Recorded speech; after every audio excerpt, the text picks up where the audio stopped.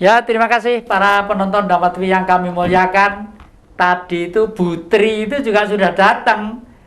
Tapi saya mohon nanti kalau mau siaran ya dengan pembuat tekleknya. Saya pengen orang kampung-kampung itu juga ikut memilih Dama TV tekleknya, karena nanti di samping programnya Pak Win dengan Pak Agus tadi itu di sana ada karya-karya masyarakat, karya-karya kaum marhen yang akan menampilkan lah anak-anak muda, seniman-seniman. Nanti saya bimbing bagaimana teklek bakalan ya dibuat sedemikian rupa sehingga nanti itu kalau sudah dijajakan di mall-mall, di tempat-tempat yang hotel-hotel, harga 10.000 menjadi 100.000. Apa bisa? Kenapa tidak ya?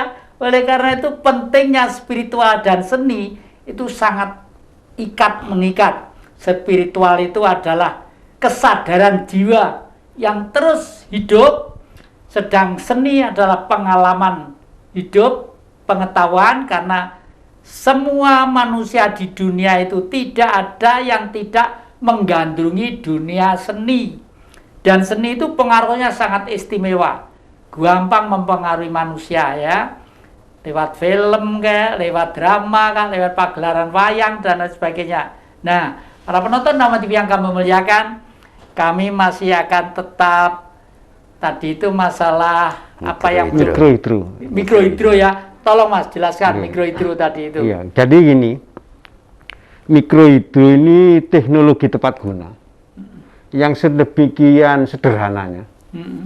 Sedang dirancang beliau untuk dipasang di Wangon, bahwa dengan listrik murah atau gratis, dengan teknologi air deras saja, kita berharap paling tidak masyarakat nanti di beberapa titik, di beberapa desa, untuk memanen hasil panennya itu tidak lagi dijual mentah.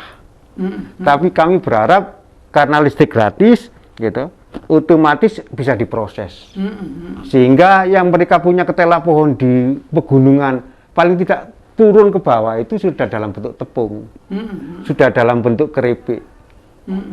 Begitupun dengan hasil-hasil yang lainnya, sehingga dengan demikian ke depan ini kami harapkan paling tidak adik-adik yang muda-muda yang tadinya tidak begitu care terhadap pertanian, dengan datang ke Wangon melihat display kita sebegitu sederhananya, bagaimana mengolah pertanian itu yang bernilai Rp10 menjadi Rp100 di tempat kami, itu terbuka 24 jam. Dan beliau sebagai teknisi di lapangan tentu akan memberi kesempatan masyarakat sekitar khususnya supaya belajar ke sana, dan kami berikan secara cuma-cuma untuk dimiliki masyarakat kita semua. Soal teknis pemasangannya beliau yang lebih paham, di mananya, berapa kapasitas dan lainnya. Tapi waktu nanti di sana itu untuk display dan kegiatan kan tempat-tempat yang selama ini disakralkan, dianggap tempat bersejarah. Karena peninggalan leluhur kan tidak berubah ya. Oh tidak. Mungkin cenderung malah lebih. Ya, kita menselaraskan. Kita menselaraskan dengan alam. Apa yang ada itu sekedar kita bersihkan, kita tata sedemikian rupa supaya tidak berubah spiritnya. Itu Pak Jan. Karena akhir-akhir ini banyak kemauan dan nafsu ada untuk membangun, tapi merusak justru kultur dasar alamnya itu kurang bener ya. Pak Win, untuk ini jenengan jelaskan Pak Win, supaya masyarakat juga menyadari antara kesatuan kondisi alam secara natir dan dialektika pikiran-pikiran manusia dalam kemajuan Pak Win. Monggo. Oke. Baik, saya coba jelaskan apa yang dipertanyakan oleh Ki Jati. Karakter dasar manusia itu sebenarnya spiritual itu jiwa, atau saya lebih suka nyebut karakter dasar ya. Nah, cuma kebanyakan manusia kemudian terpengaruh ilmu-ilmu yang dari luar. Yang dari luar. Bahkan saya sering cerita kalau sama teman-teman itu sebenarnya yang sering diperankan Mas Jati ketika dalang lakon Dewa Ruci itu. Jadi kalau mau tahu isi ning jagat itu masuk, tidak keluar. Masuk ke dalam diri. Dan ini diilustrasikan juga oleh Rasulullah ketika kalwat di Gua Hira itu juga ke dalam, tidak keluar. Dengan begitu kita selaku manusia ini bisa menjaga kedekatan kita dengan alam. Kedekatan kita dengan alam sehingga kita bahasa lugas vulgarnya itu bisa ngobrol dengan alam. Nah, celakanya belakangan ini kenapa seperti yang disampaikan Ki Jati tadi terjadi? Karena ilmu yang dari luar, sehingga tidak banyak yang membicarakan, bahkan merenung saja tidak tentang hidup itu sendiri, tapi justru kehidupan yang dia bahas. Karena bahas kehidupan, ini ilmu yang dari luar yang masuk. Dari luar artinya dari luar diri kita ya. Itu yang masuk, bingung di sana, abai terhadap alamnya. Sehingga yang disampaikan Ki Jati tadi, ketika membuat sesuatu yang katanya karya itu abai terhadap eksistensi alam itu sendiri, abai terhadap energi yang ada di alam sekitarnya. Nah, kebetulan kami ini kalau boleh mengaku, kami pecinta alam. Pecinta alam, jadi kami sangat menghargai, sangat menghormati potensi-potensi yang ada di alam. Nah, karena kami menghargai itu, hingga pada akhirnya kami tahu, contoh yang sederhana saja, bahwa air ini bisa membangkitkan energi, semua orang tahu. Anak-anak SMA saja tahu itu. Tapi kenapa nggak ada yang ngelola? Itu pertanyaan besar. Kalau ada dalam jumlah kecil ya, ada, saya pernah dengar di Malang juga ada beberapa orang yang pernah buat mikrohidro di kali-kali kecil itu. Itu kan sumber energi yang kalau nggak mau dibilang gratis, yang murah banget. Nah, karena kami kemarin ngelihat, sekaligus menjawab pertanyaan Ki Jati tadi, lapo kok kelinterang-kelinterang nang wangon. Nah, pada waktu itu kami berdua ini lagi survei lereng Arjuna, mencari tempat mana ya yang bisa kita jadikan sebagai pilot project untuk mikrohidro itu. Nah, mikrohidro itu hidro itu air ya, jadi kita bahasa gamblangnya saja nyoba membuat pembangkit listrik skala kecil dengan menggunakan tenaga air. Ternyata itu bisa. Nah, lagi begitu kebetulan waktu itu di atas Ki Jati sana ada kafe yang namanya Ledok Ombo kalau nggak salah. Saya teringat ngobrol sama Mas Agus ini. Oh, di sini saya punya teman tapi lama nggak tahu ketemu. Tahu tukaran barang. Jadi hubungan kami fluktuatif banget. Siapa Pak? Mas Jati Kusumo. Nah, teringat itu, kalau gitu ke sana ada, dekat kok. Mampirlah saya ke sana. Kebetulan Ki Jati lagi terima beberapa orang tamunya dari Surabaya kalau nggak salah waktu itu. Nah, sekalian kemudian kita ketemu, kita survei.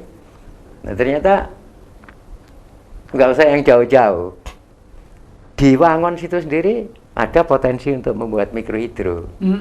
Maka kami kemudian berpikir dan ngobrol dengan Ki Jati. Di situ kita buat untuk role modelnya, untuk pilot projectnya. Ya. Ini loh, sehingga dan kebetulan mungkin dalam bahasa Mas Agus ada yang menuntun kita. Jadi nggak ada yang kebetulan di dunia ini ya. Ada yang menuntun. Kenapa Singosari? Kenapa di Wangon? Ternyata Wangon itu titik tengah. Kalau kita tarik dari kawasan Pasuruan sampai Batu sana, sehingga pas nek tinggal base camp.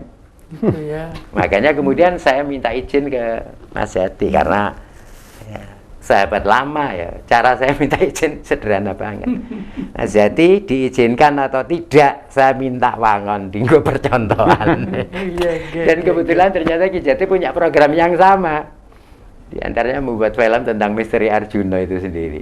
Jadi nyambung lah. Nah, itu sekilas cerita tentang bagaimana harusnya manusia ini memperlakukan alam dan sekitarnya. Ya terus terang aja Mas Win sama Mas Agus ya. akhir-akhir ini saya tuh hampir ngelokro. Spirit saya tuh hampir ngelokro. Ya maklum ya, sudah mendekati 80 tahun ya. Tapi begitu jiran datang tuh loh, rasanya kayak nom nek. Malam tuh udah bisa tidur, liane resik-resik, jaga di lono tamu, jaga di lono tamu. Sana juga begitu. Apalagi minum mojo, nyoba minum mojo. Iya. Sampai tadi itu gini, ada cerita aneh tadi pagi itu. Saya tuh ditelepon Mbak Astrid gitu ya, yang jaga sana itu.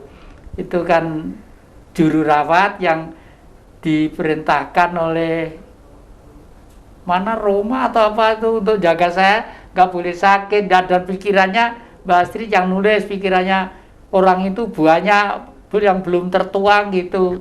Ya maklum tangan ini ngetik ya seranu, jadi yang mengerjakan Mbak Astrid semua gitu. Terus Trit, tadi itu saya tuh ditelepon dari daerah Jogja apa Solo, apa Jogja apa Solo apa Surabaya, lupa saya.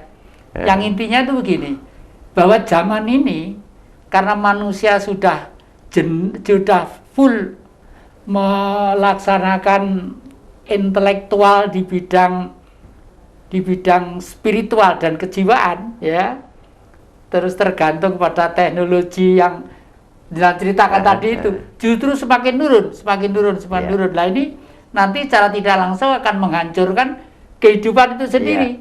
Dan ini nanti katanya orang itu akan dimulai dari Lembah Singosari gitu loh. Kaget sampai saya tuh nangis gitu, nggak tahu dia dapat dari mana gitu ya, sampai saya nangis. Ya nanti dilanjutkan. Para penonton dan TV yang kami muliakan, memang hidup itu adalah dialektika yang tadi dijelaskan oleh bapak-bapak berdua ini. Jangan kemana-mana, masih depan Jejak Ki Jati.